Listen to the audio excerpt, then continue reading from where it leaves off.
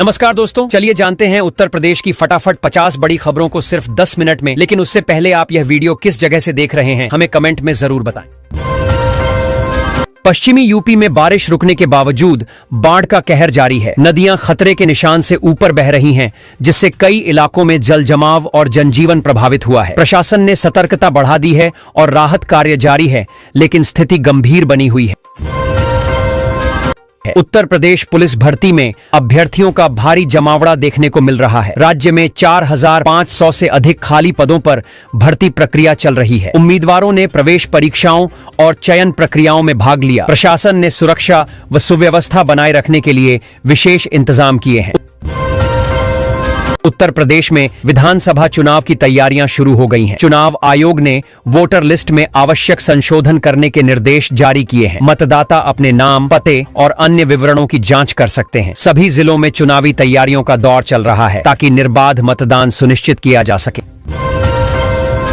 UP के कई जिलों में बाढ़ का हाई अलर्ट जारी है। तेज बहाव और बढ़ते जलस्तर के कारण कई मकान गिर गए, लोग बेघर हुए और फसलों को भारी नुकसान पहुंचा। प्रशासन ने राहत और बचाव कार्य तेज कर दिए हैं। वहीं प्रभावित क्षेत्रों में सतर्कता बढ़ा दी गई है। उत्तर प्रदेश सरकार ने बुजुर्गों, विधवाओं और दिव्यांगों के लिए एक नई योजना की शुरुआत की है। इसका उद्देश्य आर्थिक और सामाजिक सहारा प्रदान करना है। इसके तहत लाभार्थियों को वित्तीय मदद, स्वास्थ्य सुविधाएं और अन्य जरूरी सेवाएं दी जाएंगी, जिससे उनकी जीवन गुणवत्ता में सुधार हो सके। लखनऊ में सार्वजनिक परिवहन को और सुदृढ़ करने के लिए 551 नई बसों को चलाने की मंजूरी दी गई है। मुख्यमंत्री योगी शनिवार को इन बसों को हरी झंडी दिखाकर फ्लैग ऑफ करेंगे। इसके साथ ही शहर में 4 डबल डेकर बसों का भी संचालन शुरू होगा, जिससे यात्री सुविधाएं बढ़ेंगी। उत्तर प्रदेश में स्वास्थ्य विभाग का अनोखा कारनामा सामने आया है। एक ही तारीख को 6 लोगों का जन्म दर्ज किया गया। यह रिकॉर्ड सिस्टम और डॉक्यूमेंटेशन की दक्षता को दर्शाता है। विभाग ने जन्म प्रमाण पत्र समय पर जारी कर जन सुविधा में नया कीर्तिमान स्थापित किया है। यूपी के हमीरपुर में वोटर लिस्ट में फर्जीवादे का मामला सामने आया है। जांच में 88,000 से अधिक नाम असत्य पाए गए हैं, जिन्हें सूची से हटाया जाएगा। चुनाव आयोग ने निर्देश दिए हैं कि मतदाता सूची को शुद्ध और पारदर्शी बनाने के लिए आवश्यक कदम उठाए जाए। यूपी पुलिस का एक्शन लगातार जारी है। वाराणसी, जौनपुर और सुल्तानपुर में हुई मुठभेड़ों में कई इनामी बदमाशों को गिरफ्तार किया गया है। पुलिस की इस कार्रवाई से अपराधियों में हड़कंप मच गया है। पकड़े गए बदमाशों से अवैध हथियार बरामद हुए और पूछताछ जारी है। योगी आदित्यनाथ पर बनी फिल्म के ट्रेलर ने रिलीज के 24 घंटे में ही 40 लाख से ज्यादा व्यूज बटोर लिए हैं। सोशल मीडिया पर यह खूब चर्चा में है। वहीं यूपी में लाखों अभ्यर्थियों के लिए महत्वपूर्ण प्राथमिक पात्रता परीक्षा आज से शुरू हो गई है। यूपी में बनी वाइन पहली बार बाजारों में उतारी गई है। यह पहल राज्य में फल प्रसंस्करण उद्योग को बढ़ावा देगी। स्थानीय फलों से तैयार वाइन न केवल उपभोक्ताओं को नया विकल्प देगी, बल्कि किसानों की आमदनी भी बढ़ाएगी। इससे रोजगार और कृषि आधारित उद्योगों को भी बढ़ावा मिलेगा। उत्तर प्रदेश सरकार ने बड़ा फैसला लेते हुए ग्रामीण रोडवेज बसों में सफर करने वाले यात्रियों के लिए 20% किराया घटाने की घोषणा की है। सीएम योगी का यह तोहफा ग्रामीण जनता को सीधी राहत देगा। इससे गांवों के लोगों की यात्रा आसान और सस्ती हो जाएगी। यूपी में इस समय झमाझम बारिश का इंतजार लंबा होता जा रहा है। मौसम विभाग के अनुसार फिलहाल प्रदेश में बारिश की संभावना कम है। लोगों को तेज धूप और उमस भरी गर्मी का सामना करना पड़ रहा है। धूप कांटे की तरह चुभ रही है, जिससे जनजीवन प्रभावित है। यूपी सरकार की पेंशन योजनाएं बुजुर्गों, विधवाओं और दिव्यांगों के लिए बड़ी सहारा बनी है। इन योजनाओं से पात्र लोगों को हर महीने आर्थिक मदद मिल रही है। सरकार का उद्देश्य जरूरतमंदों को आत्मनिर्भर बनाना और उनके जीवन में सम्मान व सुरक्षा सुनिश्चित करना है। उत्तर प्रदेश सरकार ने बड़ा फैसला लेते हुए सभी शिक्षकों को कैशलेस इलाज की सुविधा देने की घोषणा की है। इस योजना में शिक्षा मित्रों और रसोइयों को भी शामिल किया गया है। अब उन्हें पैनल अस्पतालों में निःशुल्क उपचार मिलेगा। इससे लाखों कर्मचारियों को सीधी राहत मिलेगी। पीएम सूर्य घर योजना के तहत उत्तर प्रदेश तेजी से सौर ऊर्जा में आत्मनिर्भर बन रहा है। प्रदेश में हर दिन 1000 रूफटॉप सोलर सिस्टम लगाए जा रहे हैं। इस पहल से घरों को सस्ती और हरित बिजली मिलेगी। वहीं लोगों के बिजली बिल में बड़ी बचत होगी और पर्यावरण को भी लाभ पहुंचेगा। सीएम आवास योजना के तहत यूपी सरकार ने 1 लाख पक्के मकानों के निर्माण के लिए 400 करोड़ रुपए की मंजूरी दी है। इससे गरीब और बेघर परिवारों को स्थायी छत मिलेगी। साथ ही निराश्रित महिलाओं की पेंशन योजना में आयु सीमा में बदलाव कर और ज्यादा महिलाओं को लाभार्थी बनाया गया है। त्योहारों और बढ़ती यात्रियों की भीड़ को देखते हुए रेलवे ने यूपी बिहार के बीच 9 स्पेशल ट्रेनें चलाने का फैसला किया है। इन ट्रेनों के शुरू होने से यात्रियों को सीट मिलने में आसानी होगी और सफर सुगम होगा। यह कदम त्योहारों में लोगों की घर वापसी को सुविधाजनक बनाएगा। उत्तर प्रदेश में चुनाव आयोग के एआई सर्वे से चौंकाने वाला खुलासा हुआ है। वोटर लिस्ट में करीब 1 करोड़ 25 लाख फर्जी वोटर मिले हैं। इनमें मृतक, डुप्लीकेट और दूसरे स्थानों पर स्थानांतरित मतदाता शामिल हैं। आयोग अब ऐसे नाम हटाने और लिस्ट को दुरुस्त करने की तैयारी में जुटा है। योगी सरकार ने उत्तर प्रदेश में घर, मकान और दुकान बनाने के नियमों में बड़ा बदलाव किया है। नए प्रावधानों के तहत अब नक्शा पास कराने की प्रक्रिया सरल होगी और आम लोगों को राहत मिलेगी। साथ ही अवैध निर्माण पर सख्ती बढ़ेगी। इससे शहरी विकास योजनाओं में पारदर्शिता और गति आएगी। यूपी सरकार ने जमीन विवादों को खत्म करने के लिए बड़ी पहल की है। अब ऑनलाइन निस्तारण प्रणाली और डिजिटल रिकॉर्ड सुधार के जरिए रजिस्ट्री जमाबंदी से जुड़ी गड़बड़ियों को दूर किया जाएगा। इससे भूमिधरों को पारदर्शी व्यवस्था मिलेगी और लंबित जमीन विवादों का तेजी से समाधान होगा। यूपी में परीक्षार्थियों की सुविधा के लिए रेलवे ने खास इंतजाम किए हैं। गोरखपुर से बनारस और आजमगढ़ रूट पर परीक्षा स्पेशल ट्रेनें चलाई जाएंगी। इससे छात्रों को परीक्षा केंद्र तक पहुंचने में आसानी होगी और समय पर सुरक्षित सफर सुनिश्चित होगा। यह कदम अभ्यर्थियों के लिए बड़ी राहत है।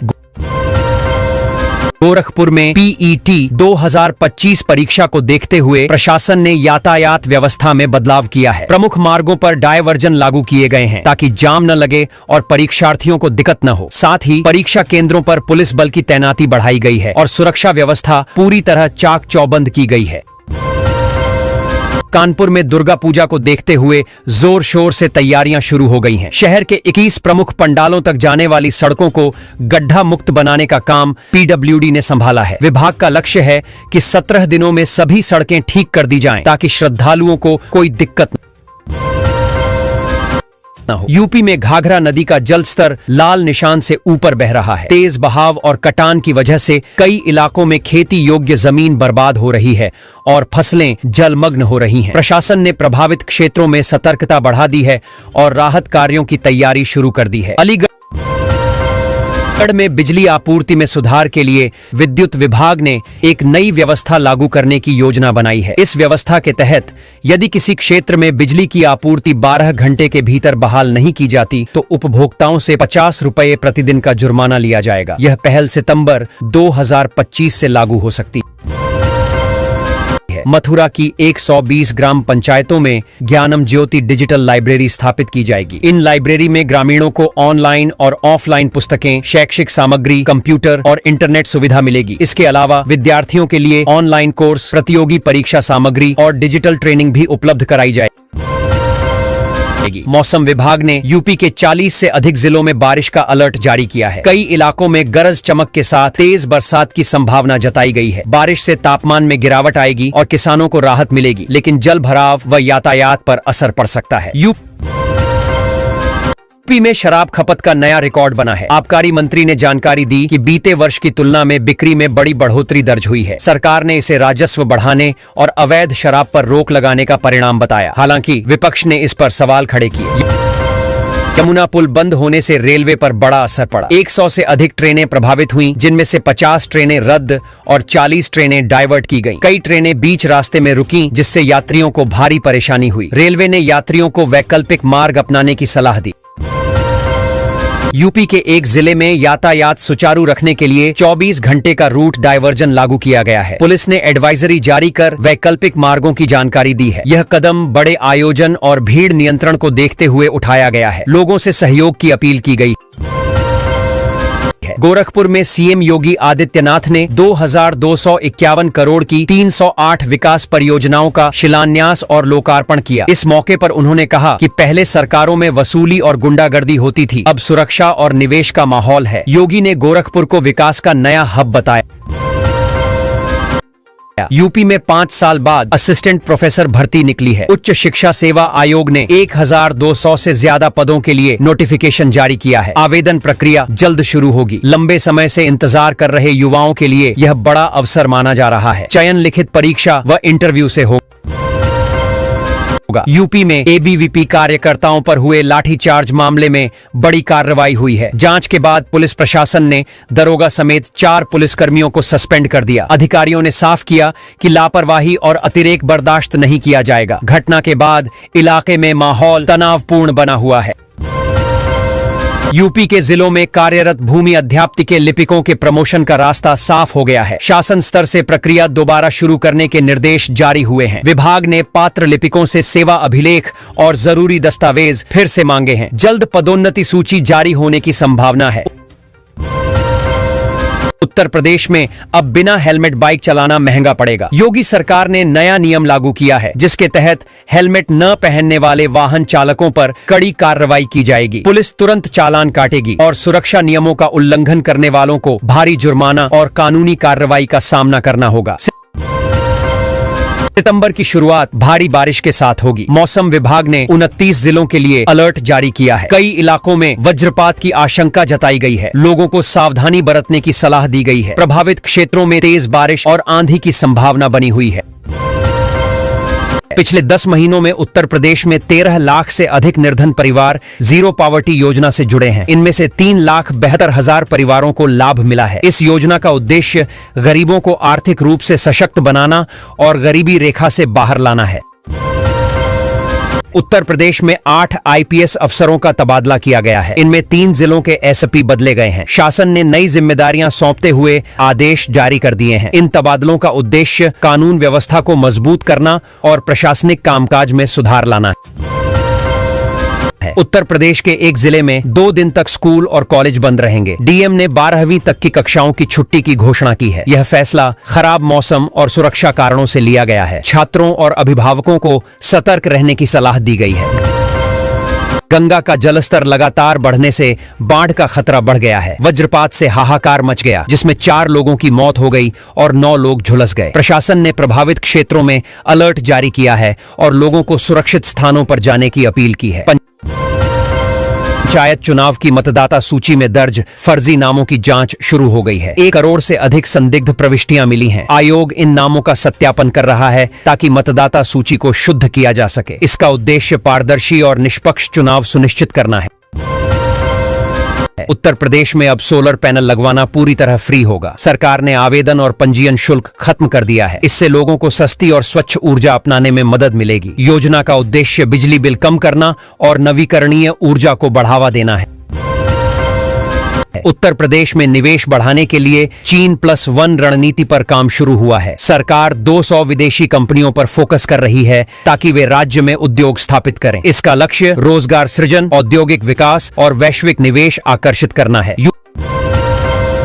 यूपी के एक जिले में कल भारी बारिश का अलर्ट जारी किया गया है। लगातार हो रही बारिश से कई इलाकों में जलभराव की स्थिति बन गई है। मंत्री केपी मलिक भी जलभराव में फंस गए। प्रशासन ने लोगों से सतर्क रहने और सुरक्षित स्थानों पर रहने की अपील की है। यूपी में दीपावली के बाद सनातन संघ सम्मेलन आयोजित होगा। इस कार्यक्रम में कई राज्यों के मुख्यमंत्री और राज्यपाल शामिल होंगे। सम्मेलन की अगुवाई मुख्यमंत्री योगी आदित्यनाथ करेंगे। आयोजन का उद्देश्य सांस्कृतिक मूल्यों के संरक्षण और सनातन परंपराओं को बढ़ावा देना बताया जा रहा है। गाजियाबाद में देश की पहली ड्रोन परीक्षण प्रयोगशाला तैयार हो गई है। यहां 10 सितंबर से ड्रोन के परीक्षण शुरू होंगे। इस लैब में आधुनिक तकनीक से ड्रोन की जांच और प्रमाणन किया जाएगा। इसका उद्देश्य ड्रोन तकनीक को बढ़ावा देना और सुरक्षा मानकों को सुनिश्चित करना है। यूपी में लंबे अरसे बाद बसपा पंचायत चुनाव में पूरे दमखम से उतरने जा रही है। पार्टी का फोकस गांवों में दोबारा जनाधार मजबूत करने पर रहेगा। संगठन ने कार्यकर्ताओं को बूथ स्तर तक सक्रिय रहने के निर्देश दिए हैं। मायावती खुद रणनीति पर नजर रख रही हैं।